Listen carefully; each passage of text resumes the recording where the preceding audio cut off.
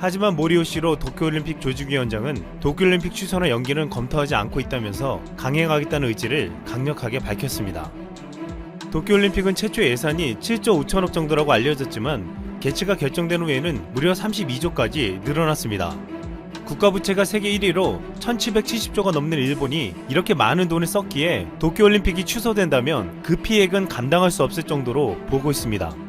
일본은 또한 올림픽을 치르기 위해 일본이 취약한 부분에 대해서는 다른 나라의 기업들에게 돈을 주고 맡겼습니다. 그 대표적인 나라가 한국입니다.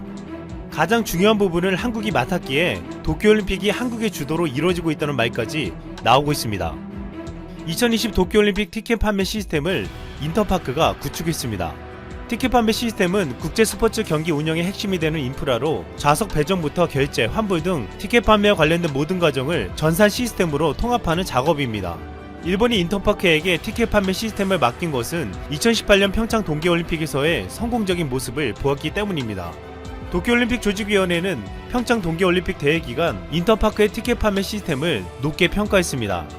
또한 인터파크는 세계적으로 유일하게 월드컵, 세계 육상선수권, 동아계 올림픽 등 글로벌 스포츠 행사 티켓 판매 시스템을 모두 맡아서 진행한 바 있습니다. 한 관계자는 일본 정부가 도쿄올림픽 흥행을 국정 최우선 과제로 둔 상황에서 흥행을 좌우하는 티켓 판매 시스템을 한국 기업에게 맡겼다는 것은 의미가 작지 않다고 설명했습니다. 일본은 인터파크의 완벽한 티켓 판매 시스템으로 성공적인 운영을 기대하고 있습니다. 또한 일본이 도쿄올림픽에서 가장 취약하다고 생각하는 신용카드 결제 시스템을 현대카드가 맡았습니다. 그동안 일본에 가는 관광객들이 가장 불편하게 생각하는 것이 신용카드를 받지 않는다는 것입니다.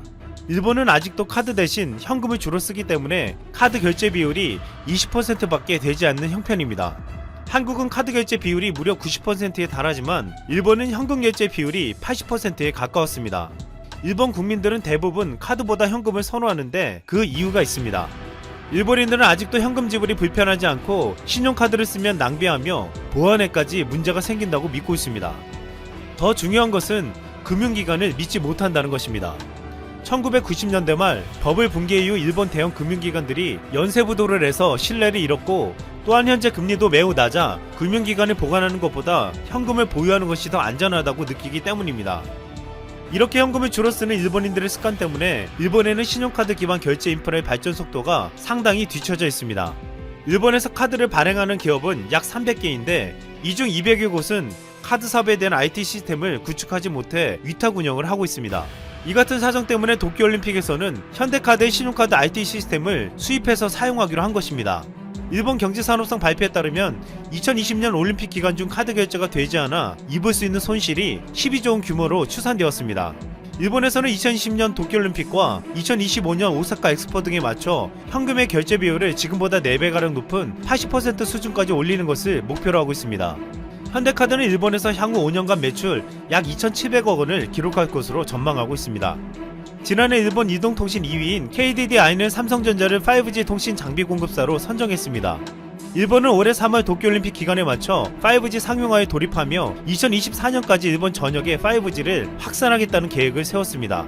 일본 통신업계에 따르면 삼성전자는 KDD에 올해부터 5년간 20억 달러, 하나로 약 2조 3,500억 원어치의 5G 기지국 장비를 공급하기로 했습니다. 2019년 대한민국은 5G 세계 최초 상용화를 기록하며 삼성전자는 세계적으로 가장 높은 수준의 기술을 인정받았습니다.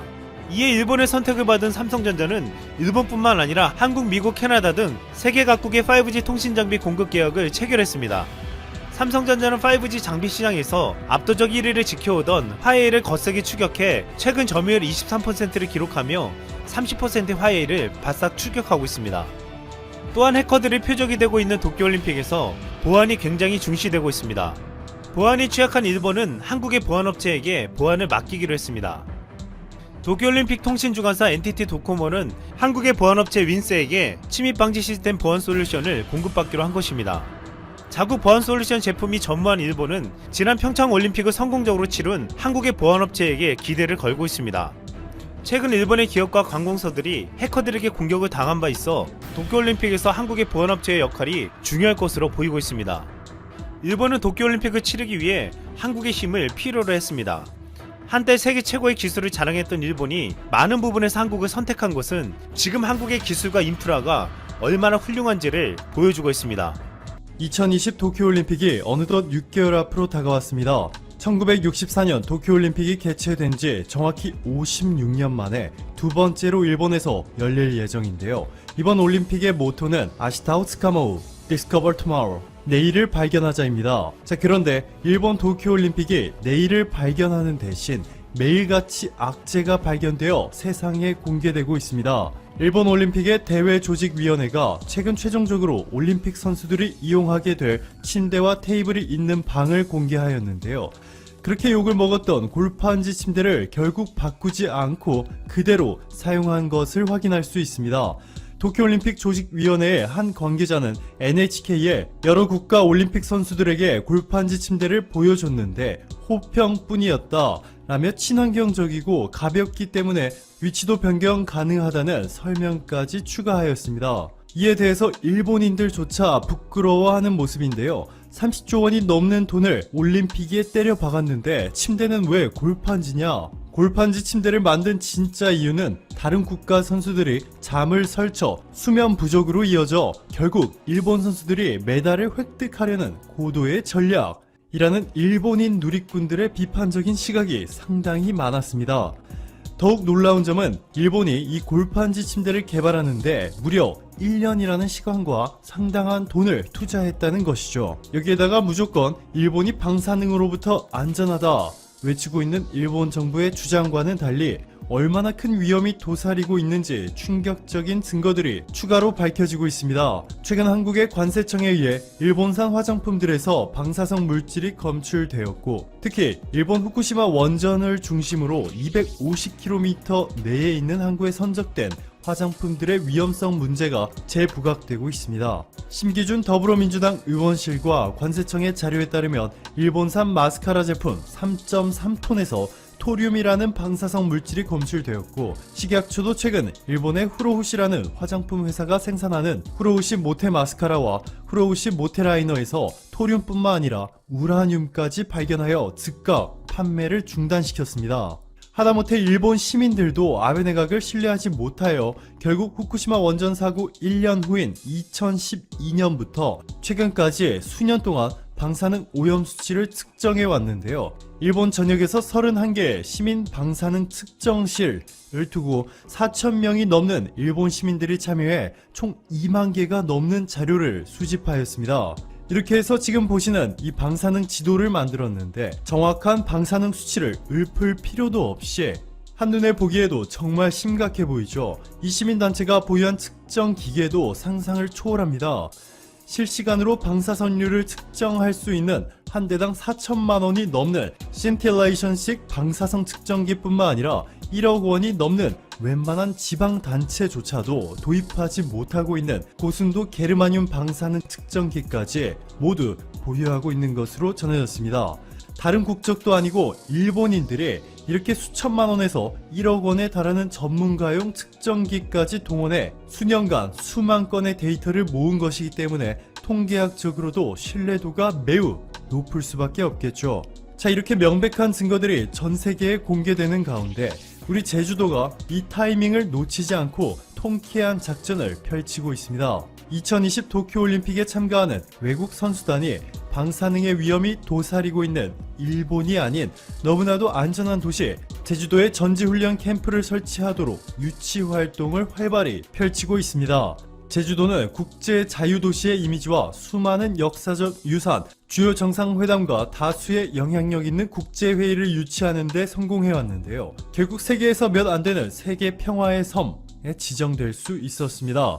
여기에 아름다운 자연 경관이 더해져 한국인뿐만 아니라 해외 관광객 수가 폭발적으로 증가하고 있고 특히 상당수의 중국인과 베트남인들의 경우 관광을 왔다가 제주도의 매력에 반해버린 나머지 아예 정착해서 살고 있는데 그 숫자가 폭발적으로 증가하고 있습니다. 이렇게 외국인들에게 인기가 상당히 높은 제주도가 도쿄올림픽을 앞두고 약 3달 전부터 별도의 태스크포스 팀까지 구성하였는데요. 제주도 체육회와 국제 교류 협약을 맺은 말레이시아, 베트남, 스페인, 중국, 인도네시아 이렇게 5개의 국가와 긴밀한 협의를 진행 중인 것으로 알려졌습니다. 그 결과 이미 말레이시아와 스위스 국가대표팀들이 6월에서 7월 사이 제주도에 베이스 캠프를 설치할 예정인 것으로 전해졌습니다.